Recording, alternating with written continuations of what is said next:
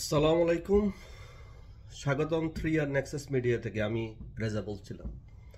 প্রিয় দর্শক, আজকে আমরা আলোচনা করব খুবই গুরুত্বপূর্ণ বিষয়, বর্তমান রাজনৈতিক প্রেক্ষাপট বাংলাদেশ এবং কিছু বিতর্কিত সাক্ষাৎকার এবং বর্তমান সরকারের নিরপেক্ষতা নিয়ে যে প্রশ্ন এসেছে সেটা নিয়ে। আপনারা ইতিমধ্যে লক্ষ্য করেছেন, প্রাক্তন স্বরাষ্ট্রমন্ত্রী লুৎফুজ্জামান বাবর বর্তমান যে ইউনূস সরকারের স্বরাষ্ট্র উপদেষ্টা জাহাঙ্গীর সাথে দেখা করেছেন এবং সেখানে তারা আলোচনা করেছেন বিএনপির ভারপ্রাপ্ত চেয়ারম্যান তারেক রহমানের দেশে ফেরা এবং তার নিরাপত্তা নিয়ে। এবং সেই একই প্রেক্ষাপটে বর্তমান এই তত্ত্বাবধায়ক সরকারের প্রধান উপদেষ্টা ডক্টর ইউনূস লন্ডন গিয়েছিলেন এই তারেক রহমানের সাথে দেখা করার জন্য। প্রিয় দর্শক, এখানেই প্রশ্ন, বর্তমান যে সরকারটি রয়েছে তারা কি দলীয় সরকার? নিশ্চয় নয়, তারা কোনো দলীয় সরকার নয়। তারা একটা নির্দলীয় সরকার, যাকে আমরা বলি ইন্টারিম গভর্নমেন্ট বা অন্তর্বর্তীকালীন সরকার। তাদের প্রধান দায়িত্ব হলো ইলেকশন দেওয়া এবং ইলেক্টেড গভর্নমেন্টের কাছে ক্ষমতা হস্তান্তর করা এবং তাদের নিরপেক্ষতা বজায় রাখা। এখন প্রশ্ন হলো, লুৎফুজ্জামান বাবর একজন দণ্ডিত অপরাধী, তারেক রহমান তিনি একজন দণ্ডপ্রাপ্ত অপরাধী, মিস্টার ডক্টর ইউনূস তিনিও দণ্ডপ্রাপ্ত। এখন প্রশ্ন হলো, এই যে এত দণ্ডপ্রাপ্ত ব্যক্তি, সরকারের প্রধান, আবার যারা বাংলাদেশের ক্ষমতায় যাওয়ার স্বপ্নে বিভোর তারাও দণ্ডপ্রাপ্ত, এবং এই যে নিরপেক্ষতা সরকার প্রদান করতে ব্যর্থ হয়েছে তার কর্মকাণ্ডের মাধ্যমে, আমরা এই সরকারকে কি বলবো? এটা কি তত্ত্বাবধায়ক সরকারের আন্ডারে বা আড়ালে একটি দলীয় সরকার, যারা তাদের নিরপেক্ষতা ডে 1 থেকে হারিয়েছেন? বর্তমানে বাংলাদেশের যে প্রেক্ষাপট, এখন হয়তো তারেক রহমান বা লুৎফুজ্জামান বাবর, বিএনপি, জামাত বলে থাকবেন যে তাদের বিরুদ্ধে যে মামলাগুলো হয়েছে সেই মামলাগুলোর বৈধতা নিয়ে এবং প্রাসঙ্গিকতা নিয়ে। কিন্তু সেই প্রশ্ন তো এখন যারা বৈষম্যের শিকার বা যা আওয়ামী লীগের নেতাকর্মী, তারাও তো সে একই কথা বলতে পারেন। তাদের সে কথা বলার কি অধিকার নেই? তারা কি কোর্টে যেতে পারে? তারা কি কথা বলতে পারে?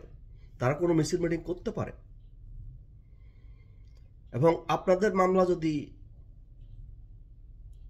হয়রানিমূলক হয়, তাহলে বর্তমানে যা হচ্ছে সেটাকে আমরা কি বলে সংজ্ঞায়িত করব? প্রিয় দর্শক, আপনি শুধু বিবেককে প্রশ্ন করুন, আপনি উত্তর পেয়ে যাবেন।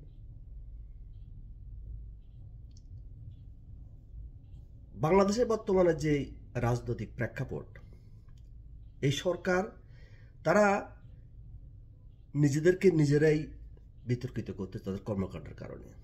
বর্তমানে বাংলাদেশের যে একটি ফেমাস শব্দ, সেটা হলো ফ্যাসিস্ট। প্রিয় দর্শক, আসলে ফ্যাসিস্ট শব্দটা কি? এটার উৎপত্তিস্থল কোথায়? এটার মানেটা কি? এর চরিত্র কি? এর বৈশিষ্ট্য কি? What is the attributes of the fascist? The fascist শব্দের উৎপত্তি হলো ইউরোপ থেকে, বিশেষ করে মুসোলিনি ও হিটলারের সময় ফ্যাসিবাদের মূল এটার উৎপত্তি। এবং ফ্যাসিবাদের মূল বৈশিষ্ট্য হলো মোটা দাগে 4টা।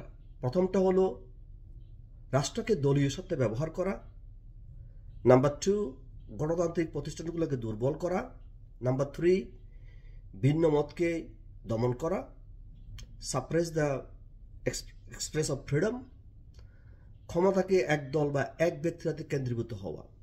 কিন্তু বর্তমানে যদি আমরা এই সরকারের বৈশিষ্ট্য বা চরিত্র বা কর্মকাণ্ড বিশ্লেষণ করি, আমরা কি এই 4টি বৈশিষ্ট্য আমরা কি পর্যবেক্ষণ করি না?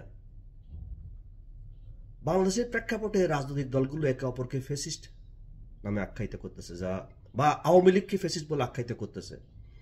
একদিকে আওয়ামী লীগ বিরোধী শব্দ ব্যবহার হয়েছে তাদের দীর্ঘ শাসনামল কঠোর নীতির কারণে, অন্যদিকে বর্তমান অন্তর্বর্তীকালীন সরকারকে অনেকে, বিশেষ করে একই বৈশিষ্ট্যায়িত করতেছে। তারা বলতেছে এই সরকার ফ্যাসিস্ট, কারণ তাদের দলনিরপেক্ষতা এবং নীতি বিবর্জিত কর্মকাণ্ড। যেমন আপনি যদি নিরপেক্ষ সরকার হন, আপনি একটা দলীয় প্রধানের জন্য দেখা করার জন্য রাষ্ট্রীয় খরচে বাংলাদেশ থেকে আপনি লন্ডন যেতে পারেন না। এটা নিরপেক্ষতা নয়। আপনি একটা দলের প্রতিনিধির সাথে কথা বলতে পারেন, that's okay, but question is that can you fly to the another country to meet with the head of the party? What sort of the neutrality it is? It is not. প্রিয় দর্শক, বর্তমানে বাংলাদেশে যা হচ্ছে এটা হলো নোংরামি, এটা অশালীনতা, এটা হলো বর্বরতা। এই যে ফ্যাসিস্ট শব্দটা আজকে খুবই একটা সাধারণ শব্দ হয়ে গেছে, মানুষ এটা অভ্যস্ত হয়ে গেছে। মানুষ তাদের কর্মকাণ্ড দেখে বুঝতে পারছে আসলে ফ্যাসিস্টের চরিত্র কি এবং ফ্যাসিস্ট বলতে কি বোঝানো হয়। ফ্যাসিস্ট আপনি তখনই প্রমাণ করতে পারবেন যখন আপনার কর্মকাণ্ড ফ্যাসিস্টের চেয়ে একটু ভিন্ন হবে। মানুষ আপনাকে শ্রদ্ধা আপনি দাবি করতে পারেন না, শ্রদ্ধা আপনাকে অর্জন করতে হবে। The respect, trust, confidence, it should be earned, not by the demand. এখন প্রশ্ন হচ্ছে, কেন এই নির্দলীয় সরকারকে লন্ডন যেতে হবে মিস্টার তারেক রহমানের সাথে দেখা করার জন্য? এবং এই নির্দলীয় সরকার কেন একটা দলীয় প্রধানের নিরাপত্তা নিশ্চিত করবেন? এটা করতেই পারেন একজন রাষ্ট্রের নাগরিক হিসেবে, কিন্তু সেটা তো সবার ক্ষেত্রে প্রযোজ্য, শুধু একজন বা দুজন ব্যক্তির ক্ষেত্রে প্রযোজ্য হবে কেন? কেন এনসিপিকে আর্মি প্রটোকল দিবে, তাদেরকে বিভিন্ন জায়গায় সমাবেশ করার জন্য অপরচুনিটি বা এনভায়রনমেন্ট ক্রিয়েট করবে, সেখানে আওয়ামী লীগকে মিছিল করতে দেওয়া হবে না, মিটিং করতে দেওয়া হবে না? সেটা কি ফ্যাসিস্টের চরিত্র নয়? আপনারা গণতন্ত্রের কথা বলবেন, মানবাধিকারের কথা বলবেন, ডেমোক্রেসির কথা বলবেন, অথচ আপনাদের চরিত্রের মধ্যে তার বিন্দুমাত্র কোনো বৈশিষ্ট্য নেই, তাহলে আপনারাও তো ফ্যাসিস্ট। এজন্য বর্তমানে বাংলাদেশের ফ্যাসিস্ট শব্দটা একটা ফাত্রামিতে পরিণত হয়েছে। মানুষ আর ফ্যাসিস্ট নিয়ে চিন্তিত নয়, মানুষ এটা অভ্যস্ত হয়ে গেছে, কারণ মানুষ তো তুলনা করতে শিখে গেছে, হুইচ ওয়ান ইজ বেস্ট।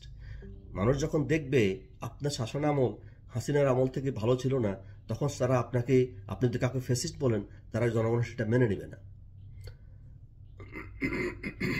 বর্তমানে যে নিরপেক্ষতার নামে এই সরকার যা করতেছে সেটা হলো ভণ্ডামি, এটা প্রতারণা, এটা নিরপেক্ষ সরকারের কোনো বৈশিষ্ট্য নয়। তারা নিরপেক্ষতার আড়ালে কিছু দলের কর্মকাণ্ড পরিচালনা করতেছে, একটা লেভাস আন্ডার লেভাস। বর্তমানে বিএনপি এবং তার মিত্র জামাত এবং এনসিপি ক্ষমতার জন্য আগ্রহী, কিন্তু তাদের রাজনৈতিক কৌশল, বিএনপি যে রাজনৈতিক কৌশল সেটা হলো ভুলে ভরা। তারা বুঝতে পারতেছে না জামাতের কি প্রভাব এবং জামাতের কি স্ট্র্যাটেজি কি হচ্ছে, সারা দেশে জামাত কি করতেছে। এনসিপি এটা অপ্রাসঙ্গিক, আমি এনসিপি সম্পর্কে কোনো কথা বলতে চাই না। এটা king's party, they will be banish within by the December. Bangladesh গণ শৌচাগার পার্টি বা গণ অধিকার পার্টি, যে নুরুর পার্টি, নুরু যদি হাসিনাকে ফ্যাসিস্ট বলে, তাহলে নুরু হইল সবচেয়ে বড় ফ্যাসিস্ট, কারণ এই নুরু তো বিপি হয়েছিল হাসিনার আমলেই। যদি হাসিনার আমলে সব ইলেকশন যদি বাতিল হয়, তাহলে নুরুর যে বিপি হয়েছিল সেই বিপিও তো অবৈধ, সুতরাং সে ফ্যাসিস্টের অন্তর্ভুক্ত। আওয়ামী লীগ বর্তমানে খুবই চাপের মধ্যে রয়েছে, কিন্তু বাংলাদেশের ইতিহাসে আওয়ামী লীগের যে অবদান, তাদের যে প্রাসঙ্গিকতা, তাদের যে কৌশল এবং তাদের যে গ্রাসরুট লেভেলের যে প্রেজেন্স ও support they do have from the people, তাদের উত্থান হবেই বাংলাদেশে, এটা কেউ রোধ করতে পারবে না। আপনারা এর মধ্যে দেখেছেন যে freedom fighter mister Fazlur Rahman বলেছে যে বাংলাদেশ যতদিন আছে, বাংলাদেশের রাজনীতি যতদিন আছে, আওয়ামী লীগ ততদিন থাকবে। No one can stop them, they will come back with mighty force. That's call the history. History always tell the truth, history never tell the lie.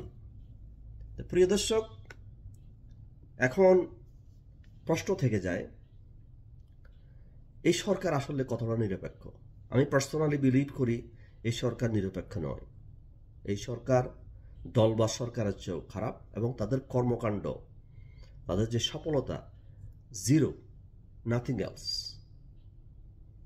If you ask the question, যদি আপনি আপনাকে প্রশ্ন করেন এবং আপনি যদি বাংলাদেশের অর্থনৈতিক যে কাঠামো, বাংলাদেশের আইন শৃঙ্খলার যে কাঠামো বা স্ট্যাটিস্টিক্স বলেন, বা বাংলাদেশের যে যে indicator, economics indicator, human rights indicator, law and order situation indicator, the corruption indicator, everything goes down. So যদি সব কিছুই নিচের দিকে চলে যায় প্যারামিটার, তাহলে আপনি যদি আরেক সরকারকে যদি ফ্যাসিস্ট বলেন, তাই নিজেরাই আপনারা হাসির পাত্র হয়ে যাবেন বাংলাদেশে। গণতান্ত্রিক প্রক্রিয়া কি আইনের শাসন মেনে চলা? তারা কি আইনের শাসন মেনে চলতেছে? বাংলাদেশের কোথাও কি আইন আছে? এবং আইন কি সবার জন্য প্রযোজ্য? এই সরকার যখন ক্ষমতায় আসলেন, নিরপেক্ষ সরকার, interim government, all the criminal come out from the jail, all the BNP leader come out from the jail. So that means the rule of law has been vanished. A rule is not equal for everyone. So এই সরকার একটা দলবাজ সরকার, এবং দলবাজ সরকার চেয়েও খারাপ। বর্তমানে যে রাজনৈতিক লেনদেন চলছে, ক্ষমতার যাওয়ার যে প্রক্রিয়া, যে নোংরামি চলছে, যে অপকৌশল, বাংলাদেশে এমন একটা অবস্থা হয়েছে, অপকৌশলে কৌশলে পরিণত হয়েছে, অপসংস্কৃতি সংস্কৃতি পরিণত হয়েছে, অপশাসন শাসনে পরিণত হয়েছে। এবং মানুষকে সেটা বিশ্বাস করতে হবে যে অপশাসন, অপসংস্কৃতি, অপকৌশল বাংলাদেশের জন্য মঙ্গল। এর চেয়ে দুর্ভাগ্য আমাদের এই জাতির জন্য আর কি হতে পারে আমি জানি না। ফ্যাসিস্ট শব্দটি আজ কেবল একটি রাজনৈতিক অস্ত্র হয়ে দাঁড়িয়েছে, যার মাধ্যমে বর্তমানে যে সরকার এবং বর্তমানে যে দলগুলো রয়েছে, বিএনপি বলেন, এনসিপি বলেন বা জামাত বলেন, তারা শুধু আওয়ামী লীগকে গায়াল করার জন্য এই শব্দটা ইউজ করতেছে। তো বাস্তবতা হলো আইন, গণতন্ত্র, জনগণের অধিকার উপেক্ষা করে যে কোনো দলই ফ্যাসিবাদের বৈশিষ্ট্য অর্জন করে, এবং বর্তমানে এই সরকারের ফ্যাসিবাদের সব বৈশিষ্ট্যই বিদ্যমান তাদের চরিত্রে। আমরা আশা করি বাংলাদেশ একটি সত্যিকার অর্থে গণতান্ত্রিক ও আইনের শাসনভিত্তিক রাষ্ট্র হিসেবে এগিয়ে যাবে। দর্শক হিসেবে আপনারাও ভাবুন, আজকের ঘটনাবলী কাকে ইঙ্গিত করছে? এটা কি নিরপেক্ষ সরকার, নাকি দলীয় স্বার্থের আরেক রূপ? আমরা বাংলাদেশের মঙ্গল কামনা করি। আমরা চাই বাংলাদেশে একটি গণতান্ত্রিক প্রক্রিয়া ফিরে আসুক, বাংলাদেশে একটি সুন্দর, নিরপেক্ষ, নিউট্রাল এবং ইনক্লুসিভ, যেখানে সব পার্টি অংশগ্রহণ করতে পারবে, সেরকম একটা উৎসবমুখর পরিবেশে ইলেকশন হোক, এবং সেই ইলেকশনে জনগণ যাকে পছন্দ করবে তাকেই সরকার গঠন করার অধিকার দিতে হবে। আমরা বর্তমানে বাংলাদেশে যা হচ্ছে, যে নোংরামি, যে বর্বরতা, যে অসভ্যতা এবং যে স্বাধীনতা নিয়ে ছিনিমিনি খেলা, সব কিছু নিন্দা জানাই। এবং আমরা মনে প্রাণে বিশ্বাস করি বাংলাদেশের আপামর জনসাধারণ এর বিরুদ্ধে শক্ত প্রতিরোধ গড়ে তুলবে এবং বাংলাদেশকে একটি সত্যিকারের কল্যাণকর রাষ্ট্র হিসেবে গড়ে তোলার জন্য আপ্রাণ সংগ্রাম চালিয়ে যাবে। Thank you, thanks for watching, see you in another video, by.